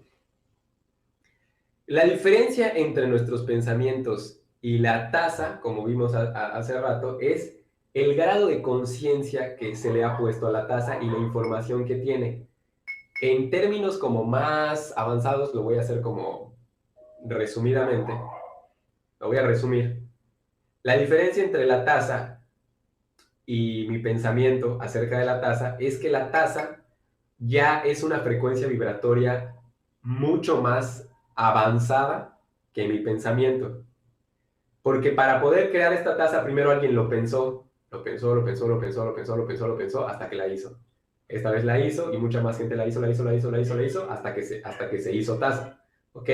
Entonces, ¿cuál es la diferencia entre que yo un día, no sé, me encuentre a mi ex o no me encuentre a mi ex? Al menos desde el punto de vista de la teoría del orden implicado y de esta teoría del campo, en que si yo pienso, ay, cómo odio a mi ex, no quiero verlo, ojalá nunca me lo encuentre, chinga, ¿y qué va a pasar si me lo encuentro? ¿Y qué va a pasar? Me voy a sentir así, no quiero encontrármelo. Entonces, Cada vez que lo piensas, le estás dando fuerza a esa posibilidad. Esa posibilidad existe en el campo cuántico. Así le estoy diciendo, es un poco más complejo esto. Esa posibilidad está nadando en el campo de posibilidades de manifestarse, pero en la medida en que tú la ves, la estás viendo y estás viendo la posibilidad de encontrártela, la estás viendo, le estás dando fuerza a que se manifieste. Acordémonos que cuando hacen el experimento de la doble ranura, lo que hace que se comporte como partícula o como onda es que lo estaban viendo el experimento. Entonces, en la medida en la que tú le das energía a través de tu conciencia, lo haces cada vez más denso hasta que se manifiesta. ¿Ok? Más o menos, espero haya quedado claro. Voy a ver, creo que alguien aquí hizo un comentario.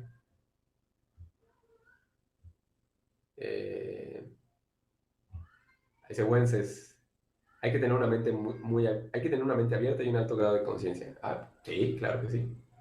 Aunque todos aquí la tenemos. Bueno, entonces es otra cosa muy importante. Nosotros somos un organismo, no somos una máquina. La mayor parte de nuestro ser no funciona con las leyes de Newton. Hay una parte de nosotros que funciona así, pero hay otra que es muy difícil de entenderla con el paradigma newtoniano cartesiano. Se necesita otro entendimiento. ¿Ok? Ya voy a hacer. Entonces, se crea un nuevo modelo de la mente que, digamos que no está del todo comprobado, pero hay como muchas posturas que están bastante acertadas y coinciden con el entendimiento que tenían las civilizaciones antiguas. Voy a hacer aquí una encuesta. Vamos a hacer una pregunta para poner más dinámico esto. ¿Ustedes dónde dirían que está nuestra mente?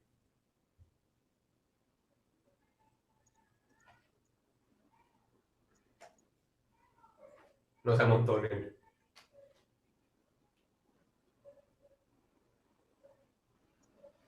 Nadie.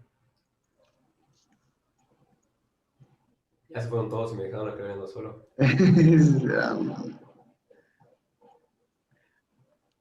Aprovechando, Pepe, Dime. voy a hacer un poco el aguafiestas. Nos quedan 20 minutos. Hay por Sí. tiempo, ¿eh? Gracias. Sí lo tengo ahí. Va. Muy bien. Perdón. No, está bien, gracias. Bueno, probablemente la respuesta más, si hiciéramos esta pregunta en, no sé, en algún lugar, así como un salón de clases, una preparatoria, un mercado, no sé, un lugar donde haya mucha gente, la respuesta más común va a ser, pues está en nuestra cabeza, ¿no? Además, de hecho, eso nos enseña, ¿no? Que está en nuestro cerebro, en nuestra corteza cerebral. Nuestra corteza cerebral. Al parecer, al menos lo que dice la teoría de los descubrimientos de Stanislav Grof, de Carl Jung, los estudios de Stanislav Grof, es que nuestra mente no está en nuestra cabeza.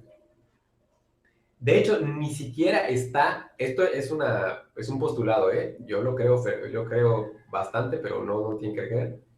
Nuestra mente ni siquiera está del todo adentro de nuestro cuerpo.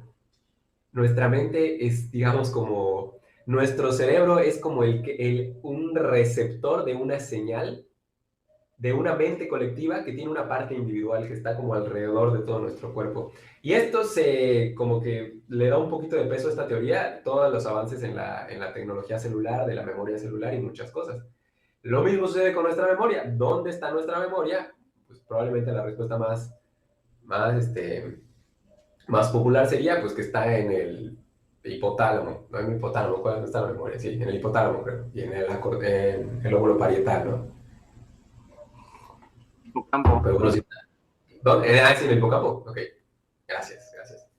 Lo mismo, aparentemente estos estudios parece ser que no está ahí no está la memoria. La memoria ese es un receptor de la información.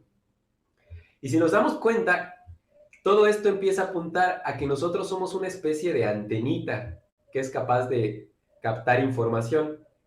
Y entonces esto se empieza como a fortalecer, esta postura se empieza a fortalecer con unos descubrimientos que hace un instituto en California que se llama el Instituto de la Matemática del Corazón, Institute of Heart Math Research. en donde se dan cuenta que nuestro cuerpo tiene un campo electromagnético que está anclado al campo electromagnético de la Tierra y que el centro de este campo electromagnético es nuestro corazón. Y como consecuencia de esto, una cosa importante que hay que entender es que un campo electromagnético, ¿dónde hay otro campo electromagnético que conozcamos? La radio es uno de ellos, por ejemplo, ¿no? Y la radio funciona en base a frecuencias, tu sintonía. Espero que la gente más joven de aquí sepa que es una radio. Espero que no haya gente que no tenga idea que es una radio. Pero funciona en base a frecuencias, en base a si, no sé, tú sintonizas tal frecuencia y vas a escuchar a tal persona. No sé, sintonizas otra frecuencia y escuchas a otra estación, ¿ok? Entonces, así funciona nuestro campo electromagnético. Dependiendo de la frecuencia en la que estés sintonizando, es la realidad que estás manifestando y la percepción de la realidad que estás teniendo y también el nivel en el que tus células están vibrando. De manera que si tú vibras en una vibración bastante alta, que traduciéndolo a sentimientos, una vibración muy alta sería el amor, por ejemplo. ¿Por qué es alto el amor? Porque las ondas de ese sentimiento viajan mucho más rápido que las del miedo, por ejemplo, ¿no? Entonces, otro de los aportes de la psicología transpersonal es algo que a mí me gusta decirle la anatomía del espíritu, ¿no? O sea, como que ya el espíritu ya no es una cuestión de creencia, ya no es una cuestión de que si crees o crees en la espiritualidad, no, esto es una parte de tu anatomía, o sea, está ahí, creas o no creas en ella. O sea, el espíritu no se va de tu cuerpo el día que cometes un asesinato o que entras a un bar o que tienes sexo o algo, no tiene nada que ver eso, el espíritu está ahí porque es parte de tu... Es como si creyéramos que nuestro cerebro se va cuando escuchamos reggaetón, ¿no? Que por cierto me mama el reggaetón, ¿no? O sea, cuando apago mi cerebro y empiezo a bailar reggaetón y a perrear hasta el subsuelo, mi cerebro se va, no se va, está ahí, sigue estando ahí, ¿ok? Lo mismo pasa con el espíritu. Entonces, esto es muy importante. Y bueno, creo que me da tiempo de hablarles. Y bueno, aquí tengo un pequeño mapa de los descubrimientos más acertados que se han hecho acerca de la anatomía de nuestro espíritu, que es el sistema de chakras que está está vinculado con nuestro sistema glandular, que tenemos este dibujito aquí, y lo que se conoce como las capas del aura, que es justo, de hecho, una aportación que hace una persona que fue alumna de John Pierrakos, que John Pierrakos es uno de los desarrolladores de la terapia bioenergética y de algo que luego se llamó el Core Energetics. Entonces, para que esto quede como más asentado en a dónde puede llegar esto, les voy a platicar la historia de una persona que es mexicano y que creo que está bien interesante esto que te voy a contar, ¿ok? Vas a flipar ahorita. Nada más, voy a quitar la diapositiva, nada más quiero que leas esto que dice: la conciencia crea la experiencia. Este es un postulado alquímico que se utiliza mucho en la Cábala.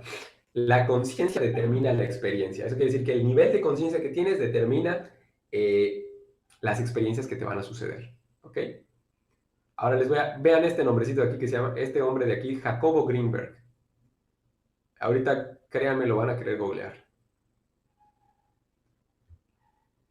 Si te dormiste todo lo que llevo hablando, no te preocupes. Esto que te voy a decir, a esto sí ponle atención porque esto sí está muy fuerte. Jacobo Greenberg es un neurofisiólogo egresado de la UNAM, súper talentoso, que por ahí de los años 70 era tan brillante este tipo que lo invitaron a hacer un doctorado, creo que en Harvard. Y él estaba estaba haciendo unos estudios acerca de la percepción. Ahorita voy con la pregunta de Alan.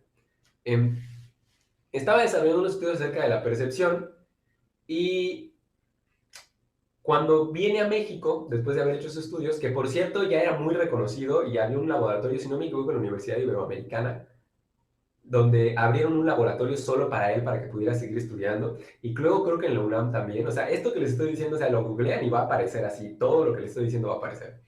Van a censurar un par de cosas porque a la comunidad científica le rompe las bolas que se hablen de los descubrimientos de Jacobo Greenberg.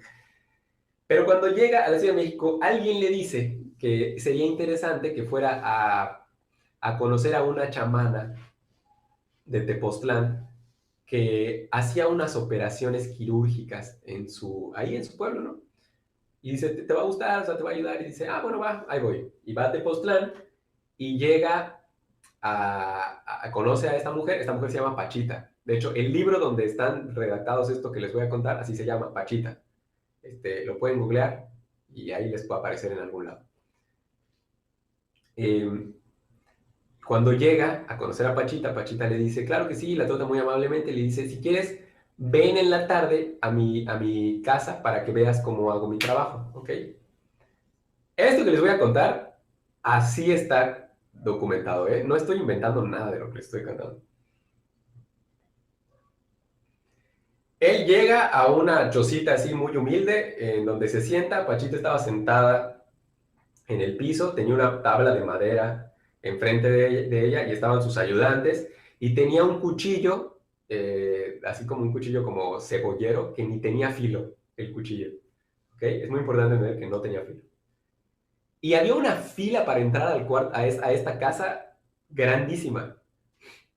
Muchos extranjeros, por cierto. Y Jacobo Greenberg está ahí sentado viendo qué pasa y llega una persona y le dice, Pachita, quiero que me ayudes porque ya me dijeron los doctores que si no me hacen algo en el apéndice, me voy a morir. Y le dice, claro que sí, mijita, no te preocupes. Bueno, una señora, una abuelita, ¿no? Acuéstate aquí. Se acuesta en la tabla enfrente de Pachita. Pachita agarra el cuchillo que no tenía filo, le abre la panza a esta persona sin anestesia. La persona no siente dolor. Le abre el estómago con las manos, agarra el apéndice, lo saca, lo tira a algún lugar, aparece un apéndice en su mano, así de la nada, aparece otro apéndice, lo mete al vientre de esta persona y con las manos, así nada más coloca las manos y le cierra la herida. Jacobo Greenberg, cuando ve esto, sale de la casa y vomita, pero no del asco de la sangre, de la impresión de que esto que acaba de ver le rompe todo lo que creía saber acerca de la realidad, y se queda con Pachita viendo durante meses sus operaciones, que todas eran así. O sea, ella abría a la gente no sentía dolor, no se moría, no les pasaba nada, y constantemente aparecía órganos en su mano. Y yo sé que cuesta trabajo creerlo, pero léanlo. O sea, él es un científico súper reconocido. Bueno, hasta que desapareció, pero fue muy reconocido en el ámbito de mucha, o sea, no solo a nivel nacional, a nivel mundial, y desarrolló toda una tecnología que se parece mucho a lo que les acabo de explicar. Él hablaba de los niveles de conciencia y que en el nivel que tú vibras es el nivel que influye en la realidad, y que gente como Pachita, que eran personas que llevaban muchísimos años de tradición, tenía un poder de influencia sobre la realidad muy grande. Bueno, hasta aquí lo voy a dejar porque ya se nos está acabando el tiempo. Voy a dejar unos minutos para si alguien tiene preguntas. Ya vi que hay una aquí en el chat, la pueden hacer, ¿ok? Muchísimas gracias por haber estado aquí. Alan dice, si existiera un multiverso, ¿crees que la gente de ahí vibraría a la misma densidad que nosotros? Guay, qué fuerte está esa pregunta. Pues la verdad, lo que yo creo, porque me están preguntando qué creo yo, me gusta eso porque me da la impresión de decir qué es lo que yo creo. No sé si es así, pero qué es lo que yo creo. Yo creo que, pues, ya en este universo seguramente hay seres que vibran mucho más alto que nosotros, que por teoría física no los podemos ver porque nuestra capacidad de visopercepción está limitada a un espectro de luz. Nosotros vemos hasta el violeta y el rojo. Entonces, o sea, digamos, está el ultravioleta y el infrarrojo. O sea, que algo que esté más allá de eso no lo podemos ver. Seguramente hay cosas que están ahí y no las podemos ver. Y yo creo que también debe haber seres que están ahí y no los podemos ver. Gracias, Alan. Muchas gracias por tu pregunta. Eve, muchas gracias, Eve. Muchas gracias por la interesante plática. Qué bueno que estás aquí, Eve. Gracias a ti por la oportunidad. Sí, porque se dice que es un mundo espejo. Sí, esta teoría de los multiversos está muy interesante. No nos da tiempo de abarcarla, que comienza con la teoría de las cuerdas. Sí. Muy bien. Voy a dar otros minutitos por si alguien quiere hacer una pregunta, nada más rápidamente antes de que nos despidamos. Espero les haya gustado. Y espero se interesen más en la psicología transpersonal.